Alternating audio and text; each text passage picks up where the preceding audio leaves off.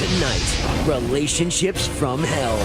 Aspen, land of snow, socialites, and now Murder of a socialite. Found beaten to death. murder. My baby's in your closet, Dad! A jet-set heiress, a trust fund baby running low on funds and making enemies. So this is a toxic mix. This is about as toxic as it can get. But who hated her enough to do her in? Her down-on-the-luck tenants suddenly forced out by her. Did you ever say I could kill this woman? I said I could wring her neck. Or a put-upon assistant taken advantage of once too often. We found a murder weapon. Or could it be all three?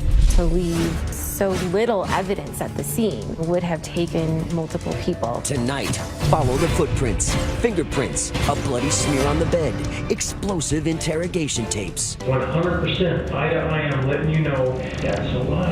And a grisly find in the trash. I said, am I dreaming? You're not dreaming, there's a dead body. With life and now death in a posh resort, who's guilty? Money is the thread running through all of this. Who has it and who wants it? Enough to kill. People say that just doesn't add up. Tonight, relationships from hell.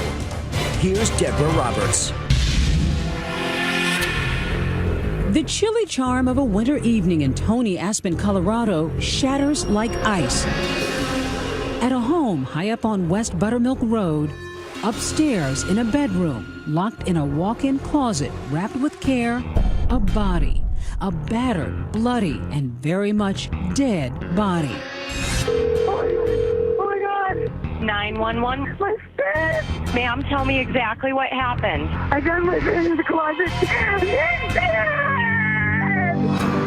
That shrieking voice on the phone, a woman in all-out panic, is Kathy Carpenter. Fearing for her life, afraid the killer is still nearby. Her frantic, sometimes garbled 911 call comes from behind the wheel of her car as she bolts down the mountain away from the body in the closet to safety. Okay, ma'am, I need you to take a deep breath so that I can send you help. I can't. My bed is in your closet, Dad! Full of blood wrapped in a thing! Seconds later, this dashcam video shows a police officer at the side of the road trying to calm her down. Try and relax, okay? The woman she just discovered is Nancy Pfister, one of her closest friends. Denver author Stephen Singular is writing a book about the case. Kathy Carpenter drives up to Nancy's house. And she looks around and she notices, number one, the bed is made. And she said, this is not right. Nancy Pfister never made a bed in her life. Something doesn't add up here. The master bedroom closet door was locked and that the key was not in the lock to that closet, which she said was unusual. Developing story out of Aspen. Murder of a socialite. Pfister was found beaten to death. Found dead. The Aspen community is horrified. There is a lot of concern.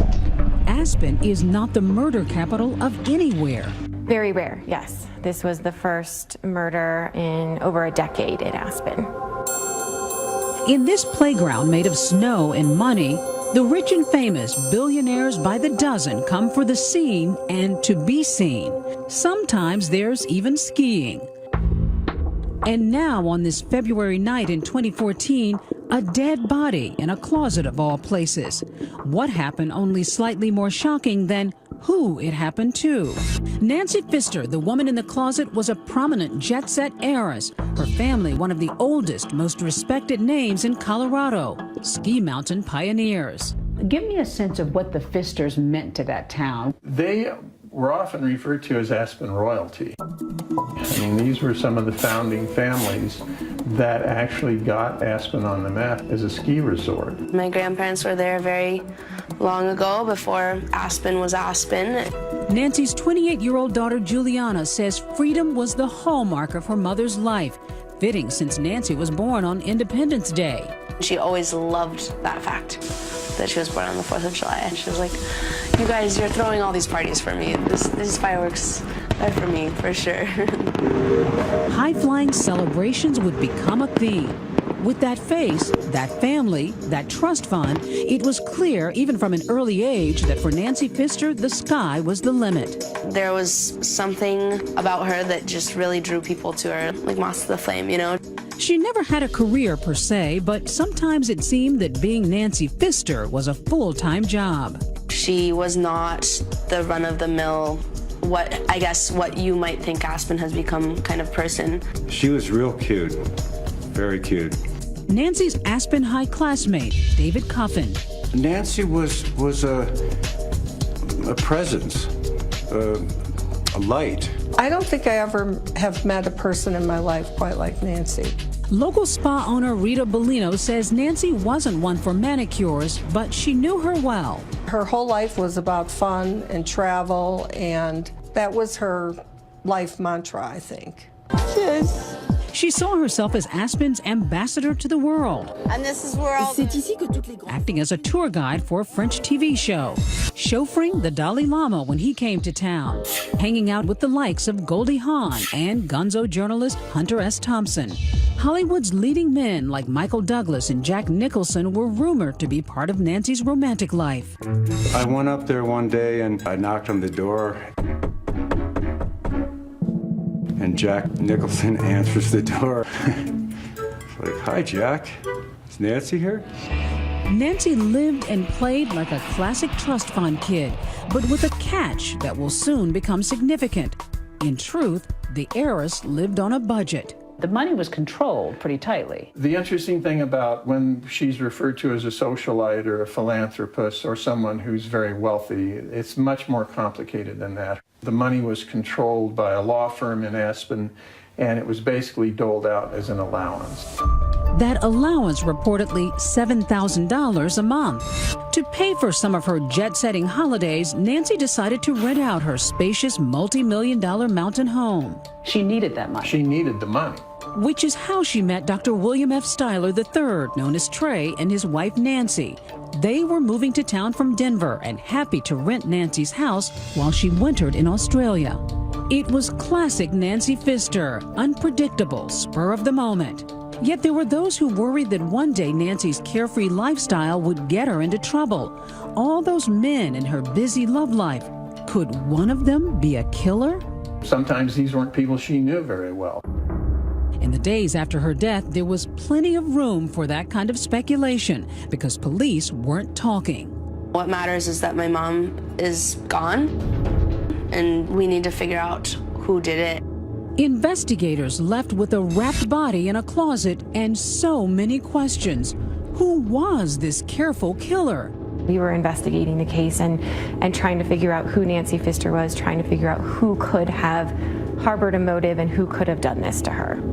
It was a stunning moment, sure to bring bad press for this quaint old town of fewer than 7,000 people. How ready was the town for this kind of explosion? This is a story of a very wealthy town that doesn't want its dirt made public.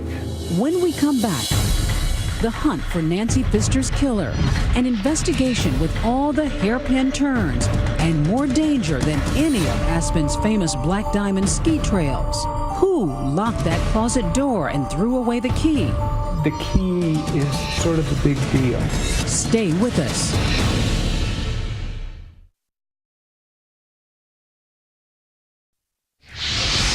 We continue with Relationships from Hell. Once again, Deborah Roberts. Pfister's body was found badly beaten just The days murder after of one of returning. Aspen, Colorado's most prominent residents, Nancy Pfister, goes national. Now we move to the latest on that murder mystery in Aspen, Colorado. The first murder there in 12 years. And leaves this celebrity hotspot on edge. A battered body representing an enigma wrapped up in a mystery. It was almost kind of like Aspen dying. It's a part of Aspen. How could someone do that? Deputy DA Andrea Bryan is among the first on the scene. When you walked into the closet, it took a little while to realize that you were looking at a body. Police painstakingly documenting footprints in the snow, fingerprints, a bloody smear on the bed. But the house is selfish with its secrets. The body left in a closet, the door locked, the key missing. And so is the murder weapon. There was not a lot of forensic evidence on the crime scene itself. An autopsy determines Nancy Pfister died of blunt force trauma, repeated blows to the head. The weapon, possibly something like a hammer. Nancy had been sleeping, wearing eye shades and earplugs. She never saw it coming. The medical examiner also estimates she'd been dead a day or two before her body was discovered. But get this, bizarrely, barely a drop of blood visible after the attack. The crime itself was very violent, but the crime scene did not contain very much blood at all. In fact, the only obvious trace, that smear. See it? Right there on the headboard. Then police lift the mattress and find a gruesome surprise on the underside. The killer or an accomplice trying to hide their handiwork. The mattress was flipped to hide the blood. These actual crime scene photos revealing the killer then wrapped the body in a shroud of towels, bed sheets, and garbage bags. Then dragged Nancy's body into the closet, perhaps hoping to dispose of it later. Early on, we did believe that whoever had committed this crime, whoever had murdered her, had intended for her body not to be found for quite some time and make it look as if she had traveled somewhere, left the country, left the area. Investigators also conclude they're looking for more than one suspect. A crime committed in such a violent manner would have taken some planning and multiple people. More than one murderer? How can that be when many have trouble imagining even one person who'd want to kill Aspen's party princess? Then thoughts turn to that nice couple renting Nancy's house. Remember them? Dr. Trey Styler and his wife, also named Nancy? What's their story? What kind of a life had the Stylers led before this? He was a very prominent anesthesiologist in Denver. But he's burning through all of his money. He's burning through money, and there's this long arc of starting to go downhill. His wife has medical problems. He has medical problems. Down on their luck, strapped for cash, the Stylers hope to change their fortunes in Aspen. Were you coming to Aspen in a way as sort of broken people who needed a new start? Broken people who needed a new start, but with a lot of energy. For Nancy Pfister, the needy heiress, that house with its desirable slopeside location is an asset. She's happy to rent it to the Stylers for $4,000 a month in cash. We go up to the house, and she's in a bathrobe with pearls on and a glass of pink champagne. And I said, "This is too good to be true." And she looked at me and she said, "It's karma, darling." After Nancy's death, attention also swirls around her friend and assistant, Kathy Carpenter. What about the relationship between Kathy and Nancy? Nancy was known, especially when she was drinking, for ordering people around. And it was part of this Aspen Princess syndrome, let's call it. And it crept into the relationship between Kathy and Nancy. Was there tension? There was tension and there was resentment. You're taking me to parties and you're introducing me to fancy people, but you want me to wait on you. You know, you want me to be your servant. Kathy, hi, it's Nancy. In fact, just listen to the last voicemail Nancy Pfister left Kathy the day before police believe she died. I couldn't get any toothpaste here, so I'm just having Colgate. It's horrible, and I'd like to have some without fluoride. That would be great. Thank you so much. Kathy Carpenter did develop a bit of a friendship with the Stylers and maybe even bonded a little bit over some mutual resentment toward Nancy Pfister. Were you and Kathy getting closer as Nancy was in Australia? Absolutely. She would come over 3 times a week. I was doing spa treatments on her. Yeah, I got very close with Kathy. But the Stylers' relationship with Nancy Pfister turned sour from day one and continued long distance while she was in Australia, with her complaining that they weren't paying rent or taking care of the place. She would send emails and then just say horrible things about us. In one email, Pfister blasts the Stylers, saying, quote, "I have never known anybody worse than you.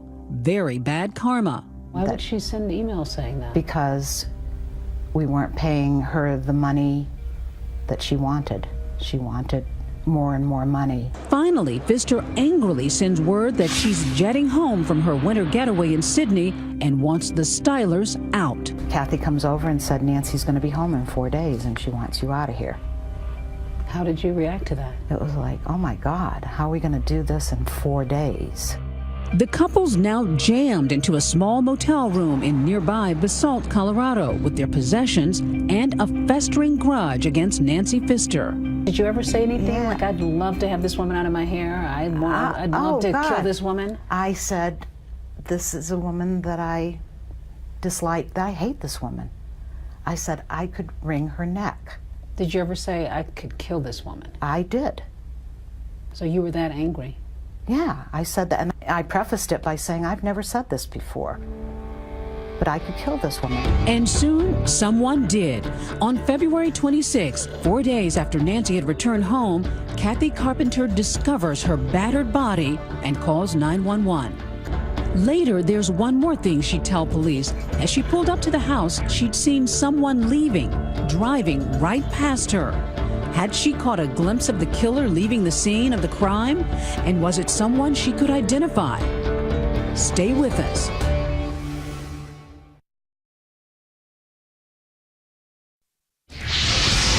Once again, Deborah Roberts. The investigation into the murder of heiress Nancy Pfister in ritzy Aspen, Colorado, goes into overdrive.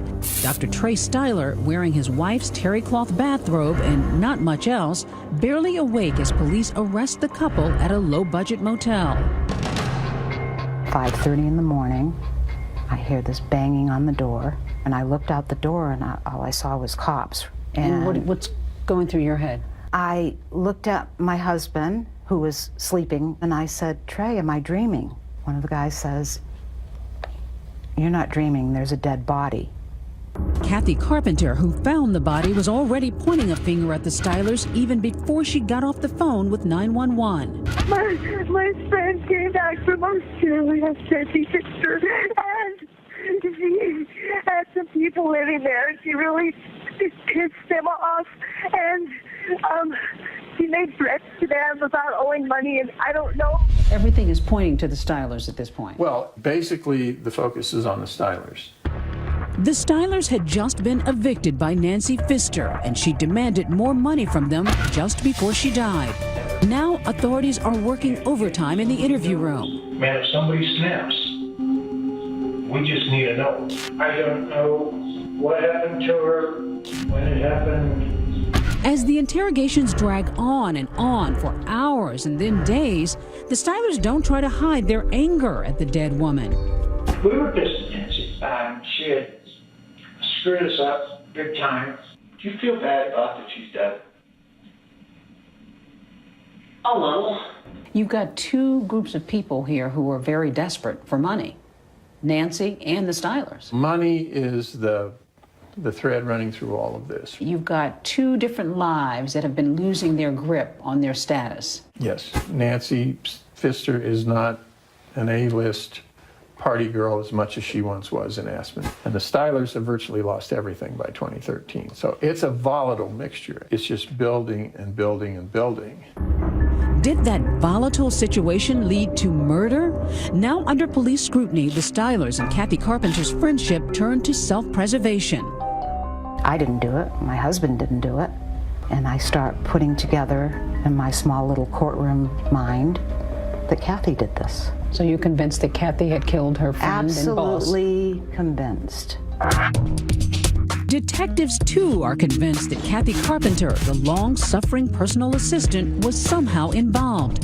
They bring her in for questioning. So I need to know exactly what you saw. Having flashbacks of that. Investigators say she soon slips up, offering a little too much information. Details about the appearance of the body only a killer or an accomplice would know. And I just saw the head because it was right when I opened it. I went to walk in and I saw her first, the head. So I don't remember the position, but I knew her, the blonde hair and the length of her hair, and then there was like... So then, okay. And then there was But how could she have seen blood or Nancy's hair if, as she told police, the body was bundled up when she found it? How much blood did you see? on the head. Okay. I just remember on the head. Police confront Kathy with crime scene photos showing the body completely covered. We have you saying, I saw hair impossible to see the hair. Impossible to see the hair. Look again. No, look again. There's none. Look. It seems like an aha moment that can only mean one thing. That she had to have seen that body before it was placed in the closet and covered. Investigators zero in on other perceived inconsistencies in Kathy's statements. First, she told them as she arrived to check on Nancy, she'd seen the Stylers leaving the driveway. But then she said she hadn't seen them. Which one is it? It shouldn't be that hard to remember whether you just saw two people at the crime scene where a body was found or you didn't. And more suspicious behavior. Kathy eventually admits taking valuables from Pfister's safe deposit box after her death, jewelry and thousands in cash.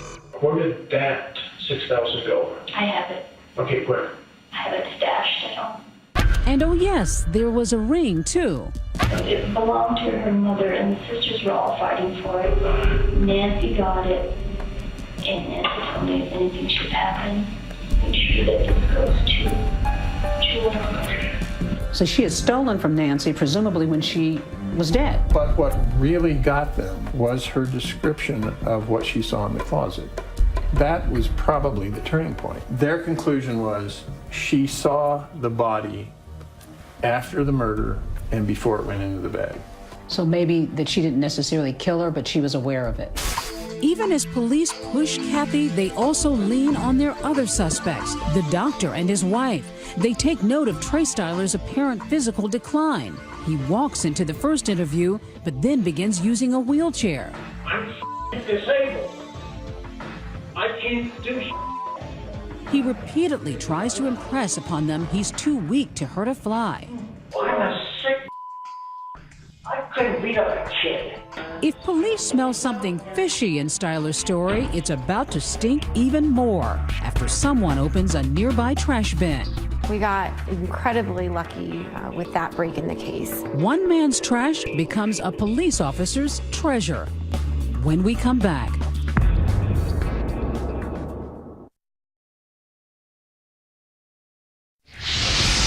We continue with Relationships from Hell. Once again, Deborah Roberts. It is the spring of 2014. Even as the snow is melting from the mountains of Aspen, evidence in the Nancy Pfister murder case is piling up like a Rocky Mountain snow squall. And there's no shortage of suspects. Just days after the killing, investigators are focusing on Pfister's disgruntled renters, Dr. Trey and Nancy Styler, and her friend and assistant, Kathy Carpenter, now also a suspect. Outside the interrogation room, the investigation breaks wide open, mostly because of good luck. An important find just steps from the Stylers' motel room, a key piece of evidence. Literally, that missing key possibly taken by the killer. The key was to the closet in which Nancy Pfister's body was found. An easy find, maybe too easy, police suspect. Was someone trying to frame the Stylers? The key really just seemed to appear out of nowhere. Was it possible that Kathy Carpenter even planted that key? And a few yards from the Stylers' rented room, another precious find by a zealous garbage man rooting through a trash can. By really sheer luck in the end was what it was. Someone doing their job in the city of Basalt and checking the city trash cans to make sure that someone wasn't dumping their personal trash. And what's in the bag? Prescription bottles from Nancy Pfister, the pearls that she'd gotten from her mother. And that's not all. There's also some of Styler's belongings. Oh, and another little item. Heavy steel stained with flakes of blood, a hammer. In a bag, no more than half a block or so from where the Stylers were staying. That hammer was sent off to the lab where they were able to determine that that was Nancy Pfister's blood on the hammer. Detectives confront suspects Trey Styler and Kathy Carpenter with that new evidence. We found the murder weapon. It was a hammer. But it'll take more than that bloody hammer to nail down an airtight case. police begin the mind games, trying to get one suspect to turn on the other. Absolutely need to come clean now. Here is like an opportunity. This is a life-changing opportunity. What I want to do is give you a real opportunity to help yourself, okay? Let me finish, okay? This is an opportunity for you to help yourself. This is an opportunity that only comes along once. Now's the time to be first to the plate before anyone else, because once two other people, you know what I'm talking about, know that you're here, it's going to come down to, holy crap, we have to save ourselves. You know you're responsible for this death. We are going to prosecute you for it. I'm just trying to make it an easy road instead of a bumpy road. We have the stylers, and they're saying some stuff. Do you think that they're saying, gee, yes, John, I did all this? Or do you think they might be saying something else? Nancy Styler isn't talking because she has an attorney who's keeping her quiet. They said they have no evidence. The only thing they're holding you for is that they're thinking that this couldn't have been done alone, and that either you and Kathy or Kathy and Trey had done this, or they thought all three of us conspired. Did you all three conspire? No. But eventually, prosecutors charge all three suspects. And you were charged with first-degree murder. What did you make of them when you heard those charges? Surreal.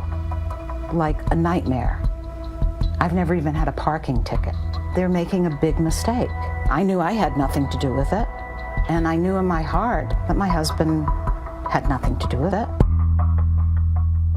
But the game of poker fails. The Stylers and Kathy Carpenter refuse to fold, insisting they're innocent.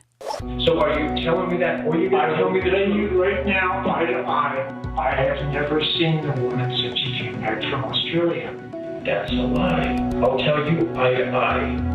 100% eye to eye, I'm letting you know that is hands down a lie. Not even a suspicious polygraph test can shake Trey or Kathy's story. I'm telling you right now, you failed the polygraph. I told you, I felt in here that you absolutely were not being honest on the polygraph. You did not do well. You were deceptive on the polygraph. You failed the polygraph. What means you know what happened. You do. And see, here's the deal. We will find what's going on. We will find what we need. Is it possible that Kathy maybe knew more about this than she wanted to let on? No. Kathy is 100% innocent. Greg Greer is Kathy Carpenter's attorney.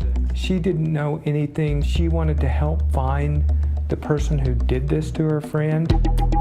Yes, police have recovered the wandering closet key, and they now have the murder weapon in hand, that bloody hammer.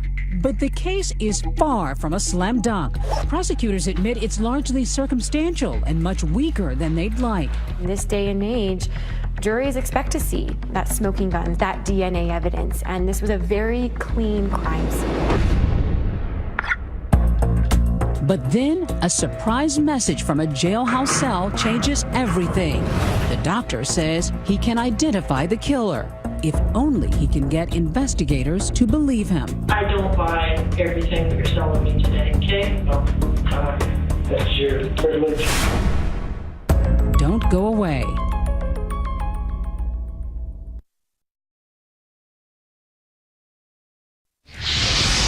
Once again, Deborah Roberts. You could say the murder of Aspen Golden Girl Nancy Pfister is the story of three rooms. The bedroom on West Buttermilk Road, where her battered body was dumped in a closet like so much laundry. The interrogation room, where police spend so many inconclusive hours with three suspects. And a courtroom where prosecutors now expect to make their case. But it never gets that far. From the jail where murder suspects Kathy Carpenter, Nancy Styler, and Dr. Trey Styler are locked up awaiting their day in court, an urgent message. The doctor has something to get off his chest, something that will shock everyone, including police and his wife. I need to feel very comfortable that you were telling me the truth today, all right? I intend to tell you the truth. The complete truth. Yes. The former renowned anesthesiologist who had proclaimed innocence from the beginning, refusing to admit anything, now matter-of-factly telling a horrifying story. Got the hammer, came back, and struck her in the head with the hammer. And there it is, the murder of Nancy Pfister solved. Now to a break in a mysterious murder case in Aspen. New details in the murder of an Aspen socialite. The good doctor, the medical man who'd once taken an oath to do no harm, now confessing he'd done just that. And at that point, I had to step back and basically had the thought, what the hell have I done and what do I do now? Styler says he puts her body into trash bags, wraps it in bedding, and drags it into the closet. I had some vague thoughts that I would return at some other time and take the body and put it someplace else besides the house, but I never did. Investigator Lisa Miller and another officer take Styler's confession. She presses him. Was it premeditated? You're telling me you're standing over her sleeping body and you made this snap decision to bash her head in? That's the best way I know to describe this. At times, Miller seems to lose patience with the doctor. And look at me. We're talking about the end of someone's life here. So we can at least look each other in the eye when we're having this conversation. On the other hand, Styler is now willing, even eager, to talk about killing Nancy Pfister. I hit her with the hammer. Where? At the top of her head, which, if you don't mind. I do mind you touching me, quite frankly. I'll point to me. Okay. Your husband is confessing to killing Nancy Pfister. Correct. Did you believe that he was capable of it? Now I do, because I made him explain. And what did he say? He said, I looked at her there peacefully while our life was being torn apart, and he said, I lost it. I totally lost it. And I said, Trey, you know, I can't even imagine this. And I said, you actually hit her with a hammer. And he said, yes. And what are you thinking and feeling at this moment? Disbelief. And that I had slept next to this man for 6 nights after he did the murder, and I didn't even notice it. Didn't notice she was sleeping with a killer. But Nancy Styler and Kathy Carpenter are also charged in the murder. So now officers taking the doctor's confession come to a critical question. What role did those 2 women play in the killing? Styler says none. Neither one of them were involved in any way. They, in fact, had nothing to do with it. Were completely unaware of it, to the best of my knowledge. He was steadfast in saying that Kathy Carpenter was not present for the murder, did not help in the murder, did not cover the murder up, and same for his wife. But wait a minute, isn't the doctor practically an invalid? From the day detectives meet him, he's sitting on the floor to ease a bad back, struggling to stand up. As you can see, I'd be a formidable adversary. Complaining that he was physically incapable of having committed a brutal crime. My condition is such that I don't think I could beat up a kid. How's it possible that this man, so frail he now relies on a wheelchair, could go up and down stairs, move a body, and flip a queen-size mattress all on his own? We're thinking, you know, how could he physically do that? Miller says pay close attention to this moment when they take a break during Styler's confession. We will stretch our legs. Do you need to stand and stretch yours, or are you fine seated? Yes, ma'am. We took a break and I asked Mr. Styler if he wanted to stand up, and he informed me he couldn't stand up. He didn't have the strength to. And you want me to believe you had no help in that room? You were physically capable of doing everything that you have told me that you have done to this point. I'm reminded of those stories of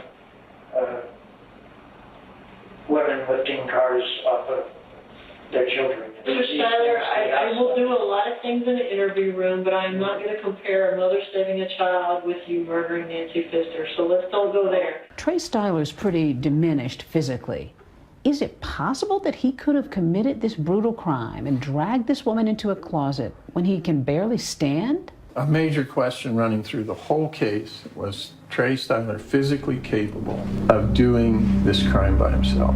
If he was, then everything else was an act. After so many months in jail and so many denials, why does the doctor decide to give himself up? Police now wonder, was Styler lying before about the degree of his disability to protect himself, or is he lying now to protect his wife? Some people believe that he had to have help. Right. Some people believe that that help had to be you. Right. Did you help him? Not at all. Were you a part of this? Nothing like that. And if he had come to me and said, I've just done something horrible, I would have called the police right away. But Nancy, you were just as angry with Nancy as he was. Yeah. You had even said, I'd like to kill that woman. Yeah. Why wouldn't you two do it together? It's not my nature. It's not my nature to do something like, I can't imagine killing a person. But what troubles people, Nancy, is that there are things in here that just don't add up. Mm-hmm. You know, your husband is physically diminished. Mm-hmm. He pleads guilty not only to killing this woman, but moving the dead weight of her body into a closet. People say that just doesn't add up. Mm-hmm. And all I can say is I sleep at night. The doctor has confessed, but the two other suspects, his wife Nancy and Kathy Carpenter, aren't out of the woods yet. Don't go anywhere.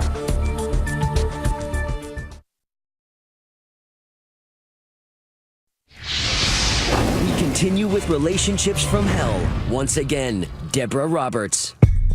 The Pitkin County Courthouse in Aspen, Colorado has an unusual and unsettling feature.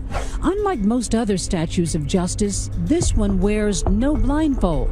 In Aspen, justice looks over the town, and the town is looking for justice, questioning Dr. Trey Styler's surprise confession that he alone brutally murdered Nancy Pfister.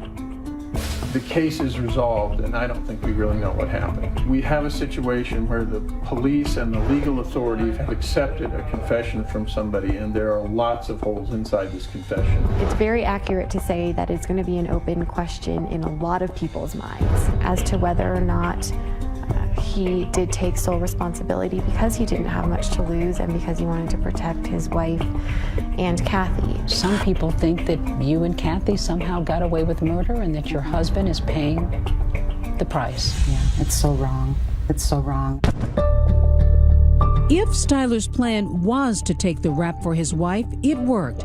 After 3 months in jail, Nancy Styler and Kathy Carpenter are free women tonight. We're not going to be able to prove beyond a reasonable doubt that Nancy Styler or Kathy Carpenter were responsible for that murder. The jail part was a day at the beach compared to learning that the person that you've been with for 32 years committed such an awful crime. I mean, I would take time in jail over that anytime. As for Kathy Carpenter, in Aspen, she still wears a stain of suspicion. Her whole image had been destroyed. Her concern was, how will I ever be who I was in this town? How will I ever walk in here again? She's still just very broken over it.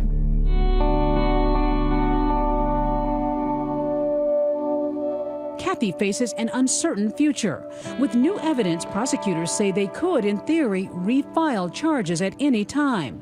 Dr. Styler got 20 years for his crime, at his age quite likely a life sentence.